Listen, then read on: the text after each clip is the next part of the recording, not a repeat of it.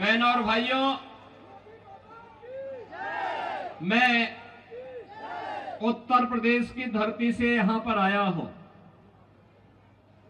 प्रभु श्री रामलला की पावन धरा से,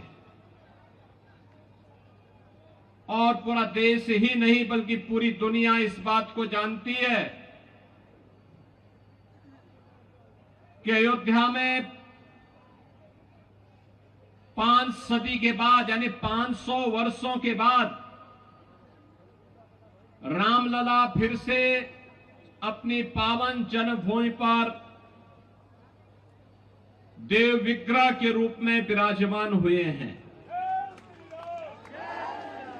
22 जनवरी 2024 को प्रधानमंत्री मोदी जी ने अपने कर कमलों से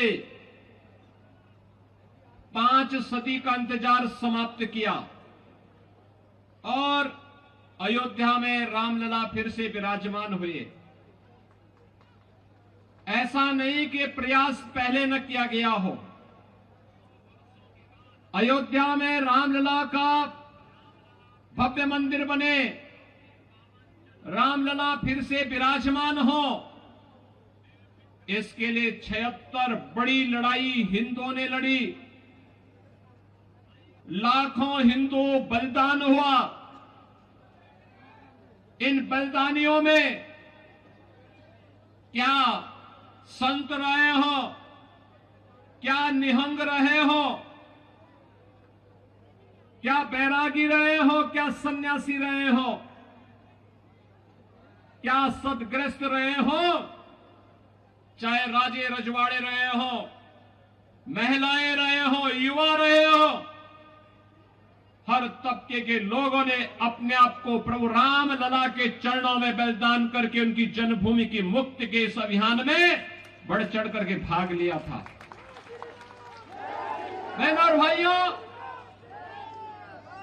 होना यह चाहिए था कि देश जब गुलाम था, विदेशी आक्रांताओं ने जब हमारी आजादी को कैद करके रख दिया था, तब तो माना जा सकता था कि मुगलों का शासन था, अंग्रेजों का शासन था, हिंदुओं के साथ न्याय नहीं हो सकता। लेकिन 1947 में देश की आजादी के बाद अयोध्या में राम मंदिर का निर्माण तत्काल होना चाहिए था, विवाद भी नहीं था। कांग्रेस की सरकार चाहती तो निर्णय लेती, अयोध्या में रामलला का भव्य मंदिर का निर्माण करती, लेकिन विवाद नहीं था। लेकिन कांग्रेस ने विवाद खड़ा करवा करके बैरियर खड़ा करवाए गए, नहीं होने दिया, राम मंदिर के विवाद का समाधान नहीं होने दिया गया। और याद करिए, कांग्रेस जिस समस्या का समाधान 65 वर्षों में नहीं कर पाई, 2014 में मोदी जी प्रधानमंत्री बने, 2017 में उत्तर प्रदेश में मोदी जी के आशीर्वाद और उनके आह्वान पर भारतीय जनता पार्टी की सरकार बनी 17 में, और 19 में अयोध्या में राम मंदिर का विवाद सदैव के लिए समाप्त हो गया। मैं इसीलिए कहता हूं, कांग्रेस ये समस्या का नाम है। देश की जितनी भी समस्या हैं, ये सब कांग्रेस ने दी है। देश के विभाजन की त्रासदी हो, देश के बंटवारे की त्रासदी हो, देश को जाति के नाम पर, क्षेत्र के नाम पर, भाषा के नाम पर कमजोर करने की ये कुत्सित चेष्टा रही हो, देश को आतंकवाद, नक्सलवाद और उग्रवाद और अराजकता की भट्टी में धकेलने का कार्य रहा हो, देश में भ्रष्टाचार, परिवारवाद और भाई भतीजेवाद की दुष्प्रवृत्ति को फैलाने का रहा हो, ये सभी कांग्रेस की देन है। कांग्रेस देश की समस्या का नाम है और दूसरी ओर भारतीय जनता पार्टी समाधान है, समाधान। बहनों और भाइयों, मैं कल और परसों 2 दिन जम्मू कश्मीर विधानसभा चुनाव के लिए गया था।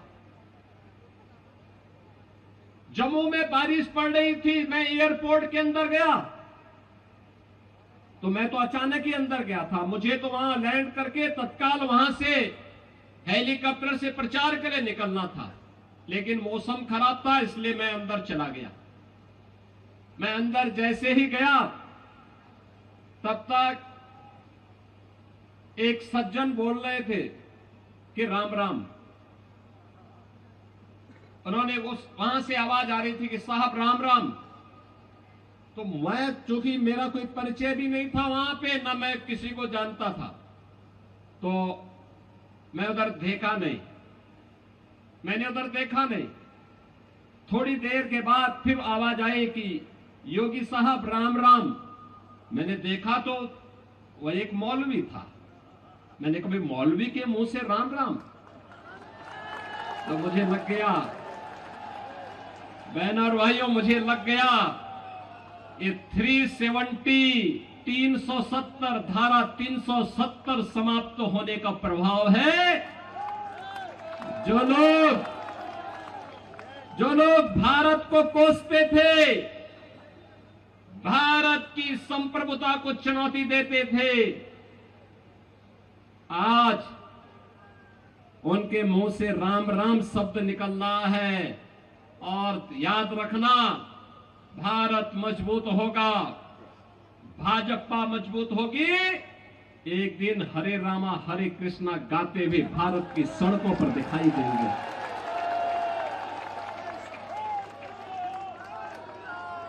भारतीय जनता पार्टी क्यों आवश्यक है? इसलिए ही आवश्यक है। उत्तर प्रदेश तो आपकी बॉर्डर है, लगा हुआ है। आपने उत्तर प्रदेश में किसी दंगे का नाम सुना है क्या 7.5 वर्ष में? और आज से 7.5 वर्ष पहले हर दूसरे तीसरे दिन वहां एक दंगा होता था। हर दूसरे तीसरे दिन दंगा होता था। मुजफ्फरनगर का दंगा हो, बरेली के दंगे हो, चाहे अलीगढ़ के दंगे, चाहे वहां मथुरा का जवाहर बाग की कांड की घटना हो, ये लगातार हर दूसरे तीसरे दिन घटना घटित होती थी। पिछले 7.5 वर्ष में कोई दंगा सुना क्या? कोई दंगा नहीं है। दंगा आज उत्तर प्रदेश के अंदर दफन हो गया है, समाप्त। दंगाई ये तो जेल में है या जहन्नुम की यात्रा में जा चुके हैं। बहनों और भाइयों, भारतीय जनता पार्टी का मतलब सुरक्षा की गारंटी। भारतीय जनता पार्टी का मतलब मोदी जी के नेतृत्व में रोजगार और सुशासन की गारंटी। भारतीय जनता पार्टी का मतलब मोदी जी के नेतृत्व में विकास की गारंटी। भारतीय जनता पार्टी का मतलब बिना भेदभाव के हर गरीब को, हर किसान को, हर नौजवान को, हर माता बहन को शासन की योजनाओं से लाभान्वित करना। भारतीय जनता पार्टी का मतलब एक भारत श्रेष्ठ भारत का निर्माण करके भारत की आस्था को सम्मानित करना। बहनों और भाइयों, मैं पूछना चाहता हूं, क्या अयोध्या में राम मंदिर का निर्माण ये कांग्रेस कर पाती? क्या ये लोग कर पाते? और मैं कहता हूं, जो उत्तर प्रदेश का नौजवान होगा, उत्तर प्रदेश का व्यक्ति जो यहां सर्विस कर रहा होगा, काम कर रहा होगा, आज जब वो उत्तर प्रदेश का नाम बोलता होगा तो लोग सम्मान के साथ उसे देखते हैं, सम्मान के साथ देखते हैं। बहनों और भाइयों, कांग्रेस देश में आतंकवाद की समस्या देती है। क्या कांग्रेस के रहते कश्मीर में धारा 370 हट सकती थी क्या? देश के अंदर आतंकवाद की जड़ें धारा 370 थी, मोदी जी ने समाप्त कर दी, यानी आतंकवाद समाप्त। आतंकवाद का समाप्त होने का मतलब वर्तमान सुरक्षित, भविष्य बेहतर बनाने की दिशा में उठाया गया कदम। और इसीलिए मैं आपसे कहने के लिए आया हूं, भारतीय जनता पार्टी वर्तमान को तो सुरक्षित कर ही रही है, भविष्य को बेहतर बनाने की दिशा में कार्य कर रही है। याद करिए 10 वर्ष पहले का हरियाणा कांग्रेस के भ्रष्टाचार से आकंठ डूबा हुआ था, लूट खसोट थी, ऐसा कोई माफिया नहीं था। खनन माफिया हो, वन माफिया हो, भू माफिया हो, संगठित अपराध में लिप्त माफिया हो या गौ माफिया हो, ये सभी के सभी कांग्रेस के शागिर्द थे। ये सभी हरियाणा का शोषण कर रहे थे, हरियाणा के विकास में रोड़े अटका रहे थे। 10 वर्ष के अंदर हरियाणा ने विकास की एक नई यात्रा प्रारंभ की।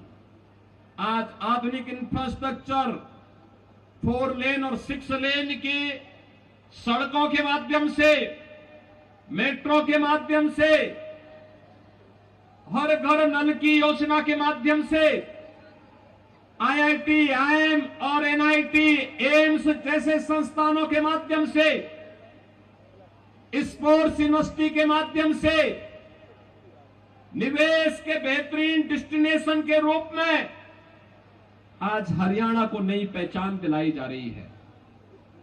बहनों और भाइयों, कहां कांग्रेस की सरकार भी कहती थी कि देश के संसाधनों पर केवल मुसलमानों का अधिकार है। भाजपा तो ने नहीं कहा, मोदी जी ने तो कहा सबका साथ और सबका विकास। मोदी जी ने कहा सबका साथ सबका विकास। 80 करोड़ लोगों को फ्री में राशन, 60 करोड़ गरीबों को 5 लाख रुपए की आयुष्मान भारत की स्वास्थ्य सुविधा का कवर,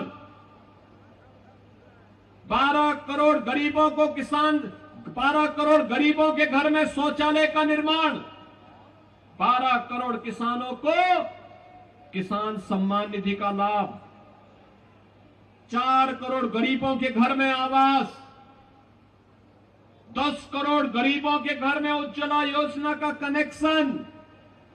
ये तो मोदी जी के नेतृत्व में दिया गया है। करोड़ों युवाओं के लिए रोजगार और नौकरी लेकर के भारतीय जनता पार्टी की सरकार आई। आज जहां जहां भाजपा की सरकार है, वहां सुरक्षा भी है तो सुशासन भी है, विकास भी है, बेहतर भविष्य की कार्य योजना भी बन रही है। और इसीलिए हम कहने के लिए आए हैं, सुरक्षा के लिए,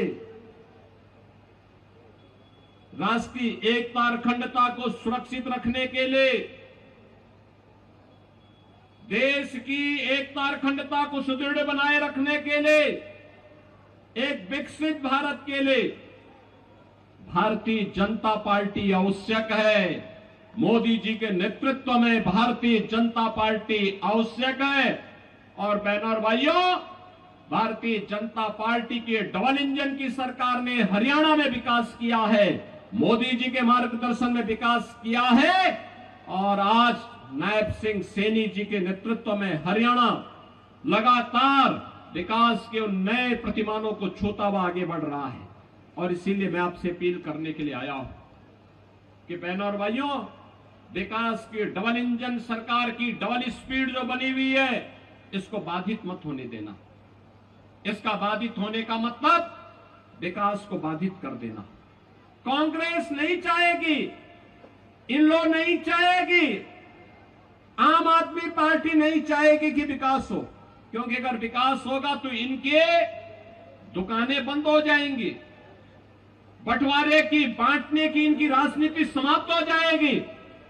और इसीलिए भारतीय जनता पार्टी इस चुनाव में आपके पास आई है आपसे कहने के लिए। भारतीय जनता पार्टी ने श्री सतीश फांगना को एनआईटी विधानसभा क्षेत्र से अपना प्रत्याशी बना करके उतारा है।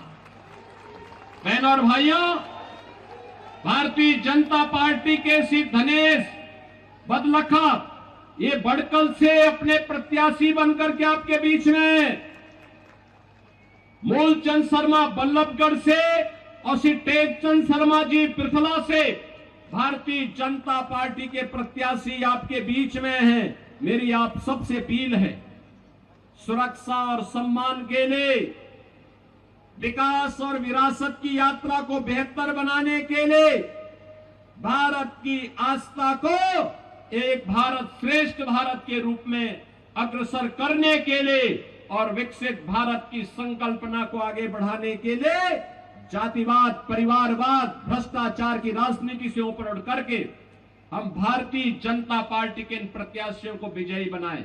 आप सबका आशीर्वाद मिलेगा, इन्हें प्राप्त होगा।